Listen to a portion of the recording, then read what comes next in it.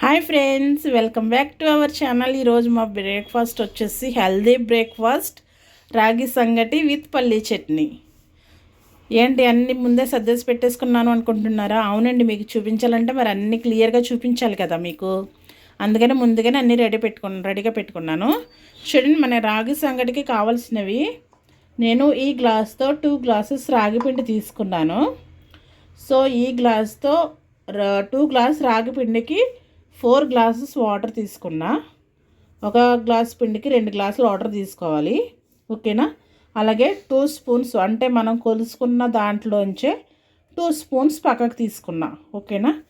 ఇది మనం ఇప్పుడు రాగి సంగటి చేయాలంటే ఇలా దల్చరగా ఉన్నది ఏదైనా పెట్టుకోవాలి. నేను కుక్కర్ పెట్టుకుంటున్నా, ఓకేనా. ఇప్పుడు ముందుగా మనం ఏం చేద్దామంటే కొలుచుకున్న పిండిలోంచే 2 స్పూన్స్ తీసుకున్నాను. అలాగే మనం కొలుచుకున్న వాటర్లోంచే కొంచెం వాటర్ ఇందులో వేసుకుని ఇది ఎక్కడా ఉండలు లేకుండా మనము ఫస్ట్ కలుపుకోవాలి, ఓకేనా. అస్సలు ఎక్కడ ఉండలు లేకుండా కలుపుకోవాలి. ఈలోగా మనం ఈ వాటర్ ఈ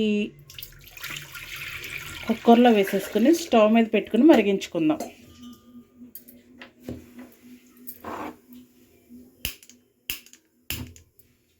ఇప్పుడు ఈ కుక్కర్ స్టవ్ మీద పెట్టు నీళ్ళు అనేది మనకి బాగా మరగాలి, ఓకేనా. ఇప్పుడు ఇందులో మనకి టేస్ట్కి తగ్గట్టు సాల్ట్ వేసుకుందాం.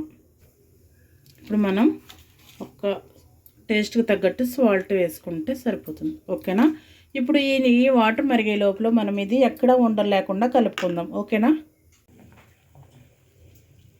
చూడండి, మనం వాటర్ అనేది మరుగుతుంది కదా. ఈ మరిగేటప్పుడు ఏం చేయాలంటే ముందుగా మనం పక్కన కలుపుకొని పెట్టుకున్నాం కదా, అది ఒక్కసారి మళ్ళీ కలిపేసుకోండి, లేదంటే అడుగు నుండిపోద్ది మనకి రాగిపిండి.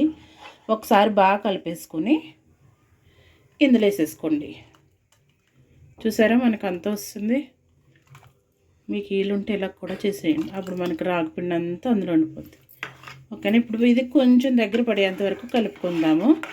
ఇది మనకి కొంచెం దగ్గర పడాలి.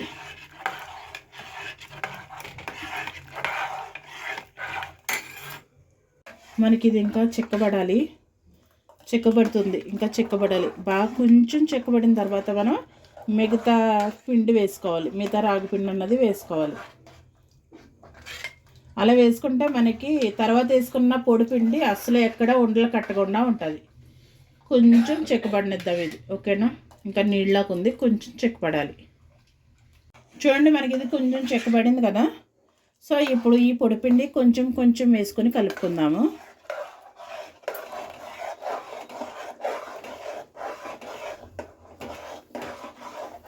ఉండ కట్టదులేండి అసలు, ఓకే. ఇప్పుడు బాగా కలుపుకుందాం అంతనే.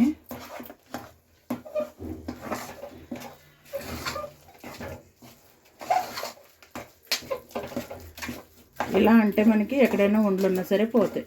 ఇలా కుక్కర్ కడిసి పెట్టి గంట ఇలా అన్నామంటే మనకి ఉండలున్న పోతాయి. చూసే ఎక్కడ ఉండనేది కట్టలేదు అసలు.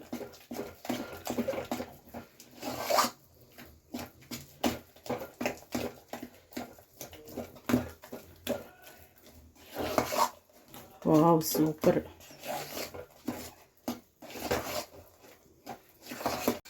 చూడండి, ఇందులో నేను 1 స్పూన్ నెయ్యి వేసుకుంటున్నాను. నెయ్యి వేసుకుంటే మనకి స్మెల్ అది చాలా బాగుంటుంది. ఇప్పుడు మళ్ళీ మొత్తం అంతా బాగా కలిపేసుకుందాము. నెయ్యి వేసాం కదా, స్మెల్ బాగుంటుంది.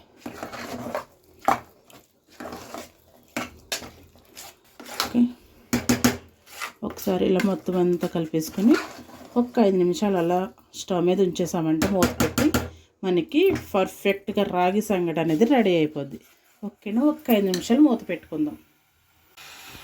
చూడండి, ఫైనల్లీ మనకి రాగి సంగటి అనేది రెడీ అయిపోయింది కదా.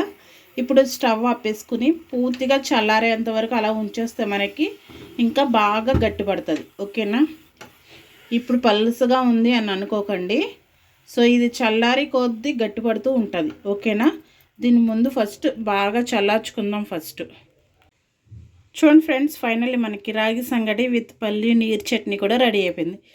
చూసారా, టైం లేక నీరు చట్నీ అనేది మీకు వీడియో చూపించలేకపోయాను. నెక్స్ట్ టైం ఖచ్చితంగా వీడియో చేయడానికి ట్రై చేస్తాను. చూసారా, రాగి సంగటి విత్ పల్లి నీరు చట్నీ టేస్ట్ అయితే వేరే లెవెల్ అని చెప్పాలి. చాలా చాలా బాగుంది.